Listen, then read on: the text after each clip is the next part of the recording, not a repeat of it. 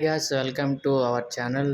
ఇప్పుడే 'కూలీ' ట్రైలర్ చూడడం జరిగింది. సూపర్‌గుంది. ఒక్క షాట్‌లో చెప్పాలంటే సూపర్. నాకు నచ్చింది. 'వార్ 2' కన్నా ఈ సినిమాకి ఫస్ట్ వెళ్ళిపోతాను నేను.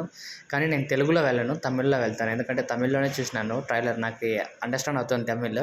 కాబట్టి తమిళ్‌లో వెళ్ళిపోతాను. ఆగలేకపోతున్నాను. ఇప్పుడే బుకింగ్స్ ఓపెన్ చేస్తే టికెట్ బుక్ చేసుకుంటాను.